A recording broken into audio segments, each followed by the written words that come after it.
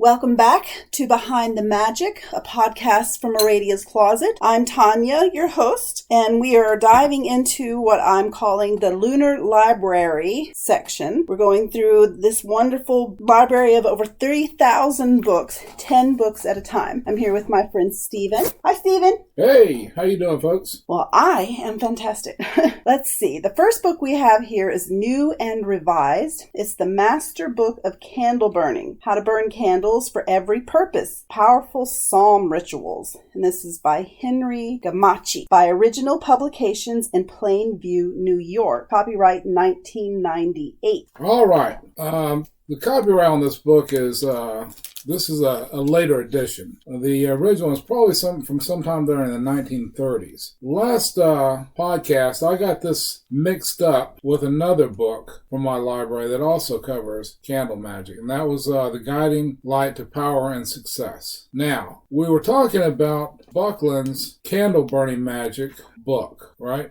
Yes. You remember what the name of it was? I can't remember. Practical Candle Burning. Practical Candle Burning by Buckland. Okay, so what I noted about the Buckland book was it had two forms of the same spell. One is the original Psalms, and that's taken from the Master Book of Candle Burning. So I got that wrong. So the ritual in the Buckland book are two forms. One, again, is the original rite with a psalm, using the psalm. The other part in the Buckland book uses a Wiccan or a witchcraft chant, something like that. But I didn't like that part. It was a long time before I understood that the Master Book of Candle Burning is mother to the Buckland book. He takes a lot of this out. I'm pretty sure he credits his sources and that sort of thing. But I just didn't care for the writing in the Buckland book. I didn't care for the Wiccan charge or whatever he had there. It's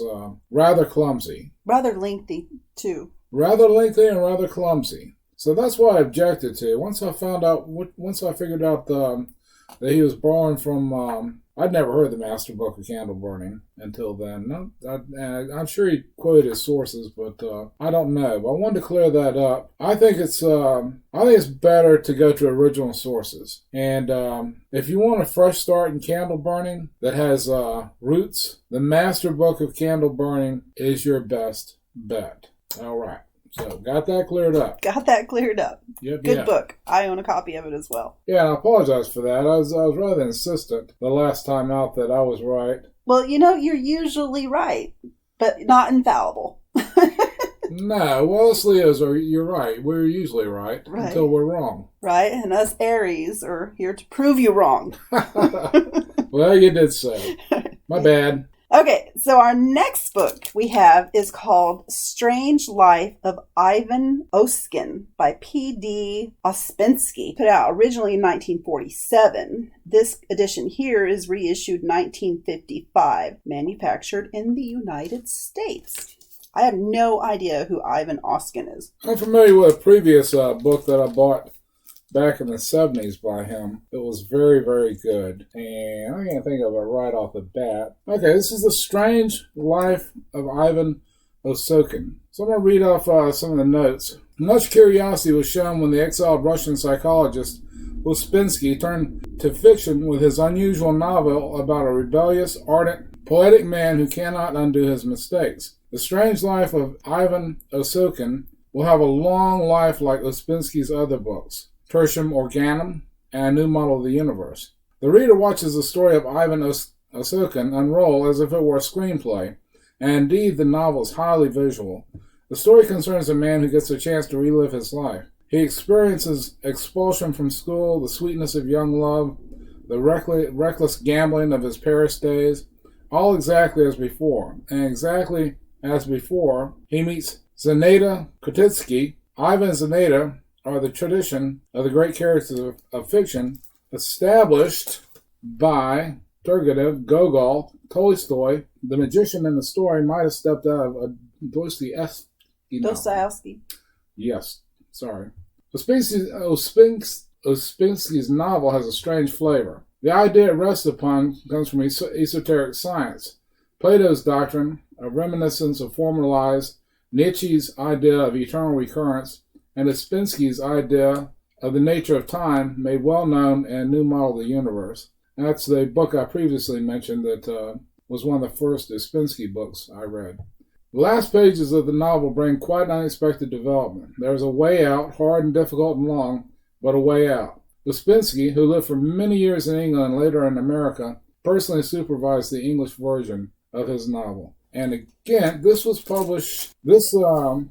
originally published in 1955. This is a reissued. Well, the copyright on that book was 1947. This is a reissue in 1955, and it's put out by University Books. They're out of New Hyde Park, New York, back in the 60s and 70s. Starting actually in the 50s, obviously, but they republished a lot of the great classics. They republished the Book of the Egyptian Dead, Study and Practice of Yoga, Egyptian Magic by Sir Wallace Budge, Magic and Mystery in Tibet by Alexandria David Neal, another classic, Down There, A Study in Satanism by Carl Huysmans, translated by Nia Keane Wallace. We covered that one in a previous podcast. Down There. Mm-hmm. Well, that's a dreadful book. When would we do such a thing? Yeah, and the absolute occult classic, A.E. Waite's The Book of Ceremonial Magic. Don't like A.E. Waite that much. He has a snarky attitude towards his material, and it just grinds my gears when I have to read him. But practically everybody, any witch or warlock, and yes, that's what we were called back then, was warlocks, didn't mind whatsoever. Book of Ceremonial Magic, you absolutely had to have a copy of it. Absolutely had to have a copy. So I recommend if you had to browse around flea markets, garage sales, that sort of thing, you can find these university books. They tend to be a little more expensive on eBay, but that's okay. They're worth every penny of it as far as I'm concerned. Does anybody do eBay anymore? Is that a thing? I guess. I still look at it every once in a while. Yeah. But I mostly buy from Amazon now. Most everybody buys from Amazon these days. I mean, Amazon for the win every time. Yeah, it's just too much of a hassle to not use Amazon. That's why I end up using Amazon, because I can't find it in the store. I can't find it, and I'm like, you know what? Go to Amazon. Amazon has it. They got everything. Okay, so our next book is called Old English Customs by Roy Christian. It was first published in 1966 by Country Life Limited. And this version, well, I guess this is an original version, 1966. And it's inscribed to my wife. All right, this is another one from the early part of my collection.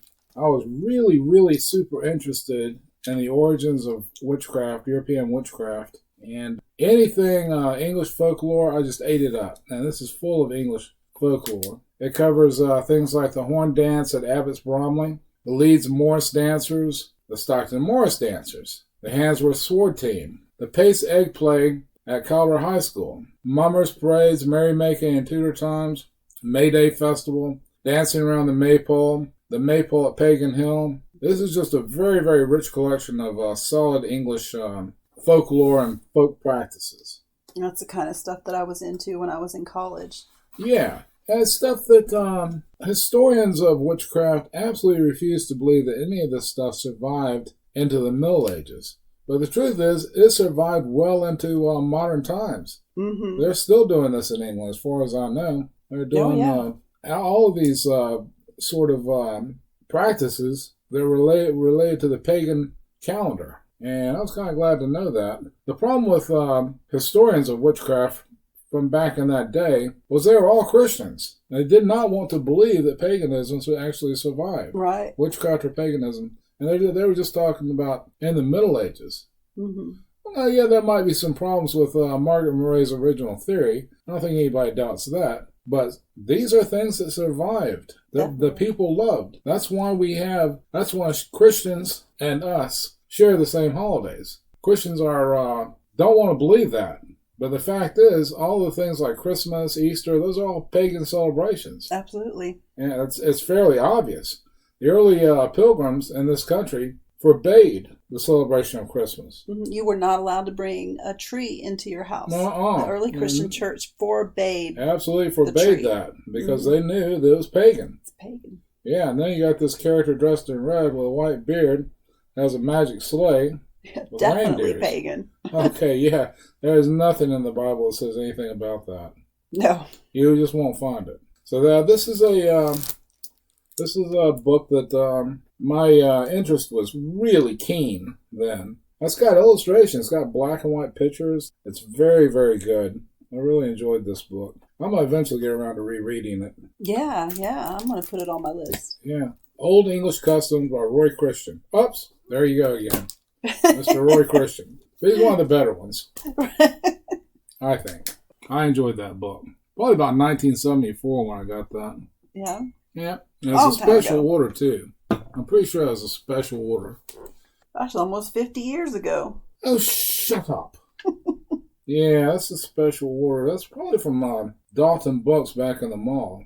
I hit them up with a lot of business. That's where... Oh, yeah, B. Dalton. Huh? B. Dalton. Yeah, B. Dalton. Yeah. University Mall. Mm-hmm. They had a really good occult section back in the day. And that's what they called it. They called it the occult section because that's what it was. Right. It wasn't personal growth. Right. Some weirdness they have now. Well, they have that because they don't want to offend a certain segment of society who thinks that paganism didn't survive. Right. Right? Yeah. They don't even use the word new age anymore. I know, it's ridiculous. Yeah, it's ridiculous. You know? But I tell you, you will not find any of these books or anything like it in that section. No. No. Never again. Never again. You have to special order those. Yeah. Most of these books are out of print. I'll have to, after we get through going through them all, see which ones are out of print, what's the ratio of out of print versus still in print. Yeah. I would say about 60% of these are probably out of print. Yeah, for sure. I'm not even sure the Buckland book is still in print.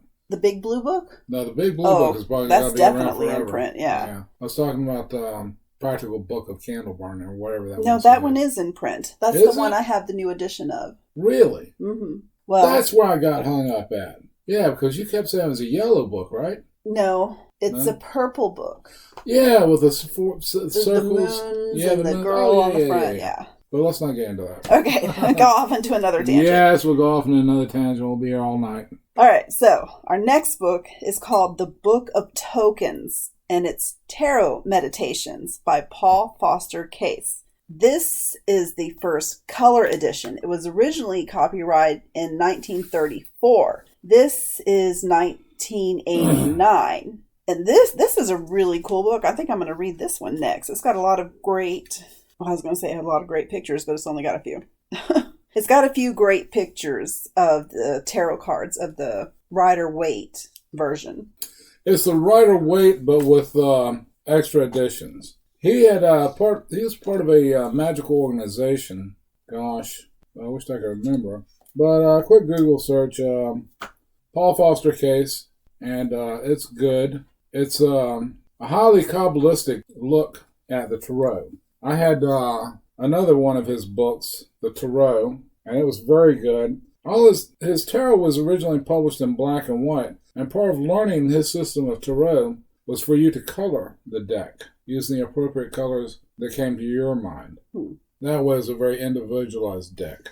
Yeah. Yes. Paul Foster Case. This is about the time I started collecting tarot decks, and my first tarot deck was A.E. Waite's. There's that name again. A.E. Waite, The Pictorial Guide to Tarot, which is very good.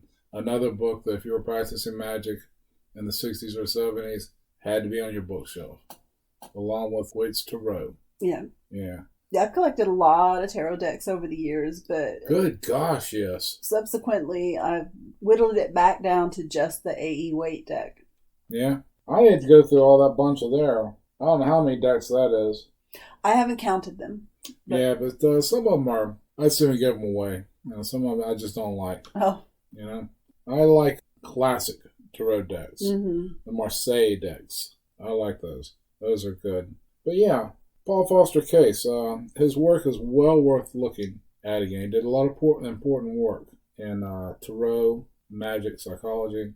And moving on. Moving on. Our next book is The Herbalist. This book is by Joseph Mayer. First edition is 1918.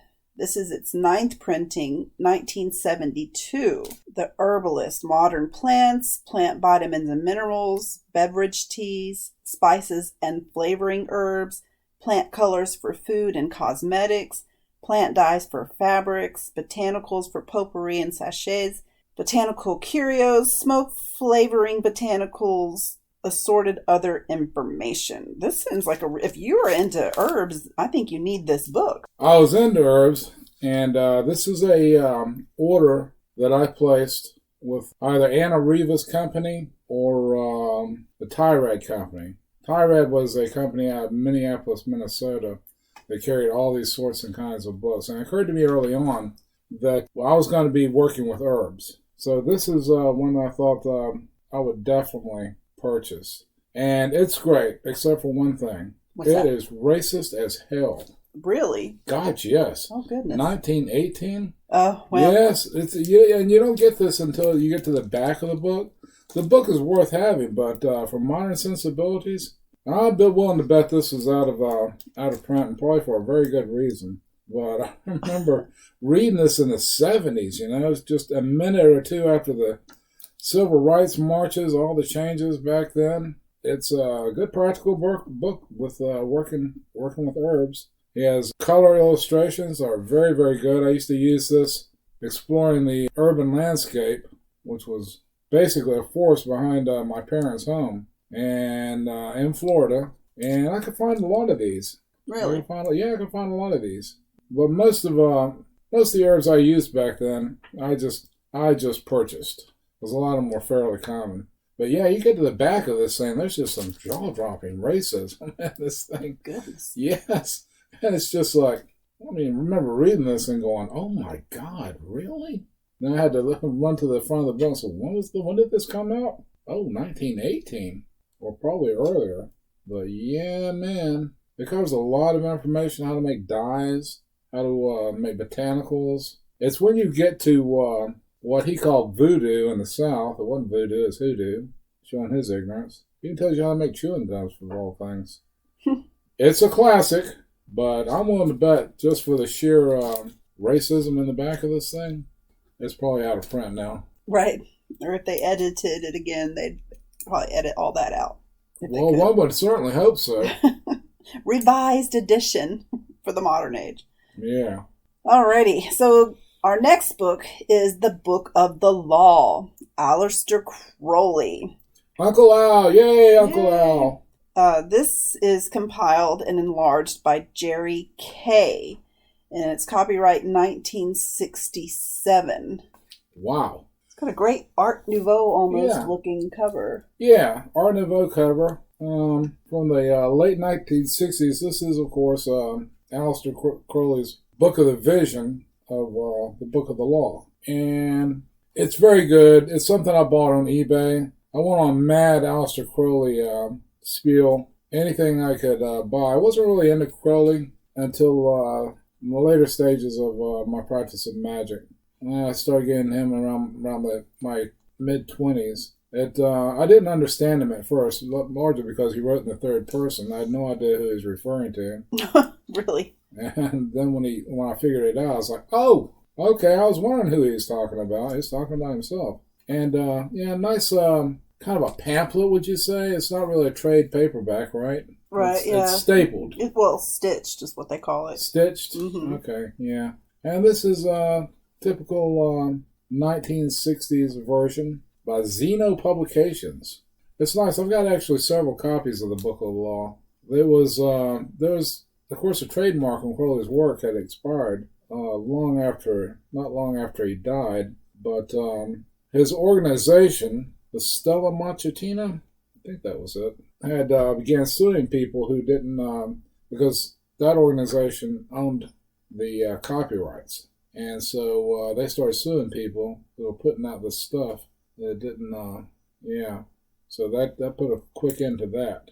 That was Grady McMurtry's organization. Thelema? Mm-hmm. Yeah. And so they had won the copyright in court. And that put an end to anybody publishing anything by Crowley at that time. As a matter of fact, when I was on eBay buying a lot of these books, something like this, the Book of the Law, would come up. Mm-hmm. And I literally wrote a guy and says to him, "Good luck on your auction. you probably won't be able to sell this on eBay, because they had to follow the copyright law. And so anything later that Crowley put out, or his magical organization did, it's copyright, so they get pulled just like that. Mm-hmm. Every time. The guy wrote me back and said, "I'll be damned, you're right." Oh, yeah. He never got to sell that book. Oh, goodness. Yeah. But it's a lovely book. It is a lovely book. Definitely one for the collection. Yeah. So our next book is Color Psychology and Color Therapy by Faber Buren. And this is another university book. Yay! Originally copyright 1950. This that I have in my hand is 1961. Yeah, these are usually going to always be second editions. The ones that I thought were really important, this is the university books. They put out they reissued all the great classic books on magic and witchcraft, astral projection, tarot, anything. They had, and I seriously urge younger practitioners to look at some of this stuff, because it's classic stuff. If you can put up with A, wait, just set him aside. Never mind his notes. Just read the book. You'll get through it fine. Yeah. All right? Without your feathers being ruffled. This is a later purchase, because I got into the place where I wanted to collect all of the university books, and I'm pretty sure I have. There is one that I'd very much like to have. It was a hardback copy of the Satanic Bible. Oh. I was familiar with both the Satanic Bible and the rituals on the paperback copies that I'd purchased at the local bookstore. All right. I actually got in a lot of trouble with some of my friends about that. They were like, "Why are you into this stuff?" I go, "The ritual is excellent." This is why we don't have any friends today. I know. Because people still don't understand. Why are you into this stuff? Why are you into this? What's wrong with you? Well, in my instance, I would like to remind the audience that my mother drank when she was pregnant with me. Right. So that probably had a lot to do with it. Yeah. And I can't do math as a result. Oh, well. Yeah, I practice witchcraft. I just can't do math, so I'm happy. Yeah. I'm okay. But this is of course about color. It's proper use. Color, of course, is very, very important in magic. If you're working with candles, all those colors have different meanings. You want to use a dark green candle for prosperity, a blue candle for healing, a red candle for, Paul Hewson recommends a red candle for both vengeance and cursing, and also strong sexual love. Wow. Right. And you can have white candles for a purely spiritual situation. It depends on how you want to set your altar. My practice is a combination of hoodoo, Alexandrian witchcraft, Golden Dawn, but I keep those traditions separate. If I'm practicing hoodoo, I'm practicing hoodoo. Right. I'm not going to be carrying around a crystal in a bag or anything like that. Right. I'm not doing that. I'll carry lodestones. Right? Mm-hmm. Okay. So if I'm doing Golden Dawn magic, I'm doing the lesser banishing ritual and all that stuff. I respect the source tradition, so I don't mix them. Right. At all. So. Yeah, that's the thing about practicing magic that I say is learn the magic as it is. Yes. Learn the tradition as it is. And be respectful. Right. And when you're adept in those traditions and you want to start mixing it up, cool. I really don't like cultural appropriation. Right. Well, like I said, but it's a matter of practice. Like I said, it is a matter of practice. Once you've learned the practices as they are, understand the meanings behind them, and you're more adept in practicing, and then you want to mix it up because it suits you, then maybe, but realize that you're not practicing traditional magic at that point. No. I like to keep mine as traditional as possible. Mm-hmm. I really do. That's why I say, too, when adapting spells, I try not to adapt the spell. Part of putting the spell together, it doesn't just start when you sit down to do the spell. When you start to gather your ingredients, that's part of the spell. All the energy that goes into finding those ingredients is part of the spell. It's the buildup. So yes. You got to hunt down that particular herb, or you got to hunt down that, whatever particular thing. Yeah, it's one of the first things you learn in any sort of magic whatsoever is your tables of symbolism. Mm-hmm. Yeah. The sun, yellow. Correspondences. Mm-hmm. Correspondences. That's one of the first things you'll run into. Those most books are are going to be a generalized survey of magic, which is what I was reading in the 70s. You just about get all of these things in one book. That's why it's hard for me to add anything to the library now, because I'll look at it and go, oh, that's from this, that's from that. I've got that information already. I just don't need it. So, it's color psychology. It does have practical effects, right? I had a client that suffered from brain damage years ago, and I worked in a very colorful salon. There were bright, bright colors, and one day I had her turned away. I was giving her a perm, and I had her turned away to a side of the store that had this bright orange strip on the wall, and she complained bitterly about that. And I was like, well, what's wrong? So I don't like that strip. What's wrong with the strip? Her mother accompanied her, of course, everywhere, right? And her mother told me she's reacting to that because it's lighting up her brain right now. And I'm like, oh, and turned her around. Right. Yeah. And instantly it went away. So we know that colors have psychological effect. Absolutely. Psychological effects on people. They do. Absolutely. Right. So our next book is Bulfinch's Mythology, complete in one volume. The Age of Fable, The Age of Chivalry, Legends of Charlemagne? I think so. I can't see it from here. Legends of Charlemagne. And this is by Thomas Bulfinch. Copyright 1913. Yeah. Yeah, I got into collecting books from the 30s at one point. That's probably when I started looking at old hoodoo stuff, and what was online with that. Most of us, I think, are fairly familiar with Bulfinch's mythology. It's particularly important if you're writing ritual. Yes. If you're writing ritual, classic mythology is something you can draw upon and add ideas to. Because, of course, a lot of those rituals were based on this cycle of seasons, the myth of the hero, the great princes and kings, and all those tell a story. So that's, I'm pretty sure I had a more recent copy of this. So this is something I collected because it's from the 30s, and it's in good condition. Still a great reference book. And again, if you're doing ritual, for goodness sakes, use a classical edition of a mythology book. That's something that apparently never dawned on the people at Llewellyn. I had this one book. It was about Irish craft, and on the front of it had a maypole dance, right? And that was an English custom. Yeah. The Irish did not do that. Right. So, yeah, folks at Llewellyn, if you're still buying Llewellyn books, I'm not. I gave up a long time ago. Right. The Practical Magic series I liked. Yeah, they were actually very, very good early on. They put out a edition of The Golden Dawn, which was very good. They put it out in 2 volumes, readily accessible. The original was by Aries Press, and that was 4 volumes. I got 3 of those volumes from the Aries Press. Yeah. Yeah, and I've had many, many conversations about the fact that the Golden Dawn is the wellspring of Western magic.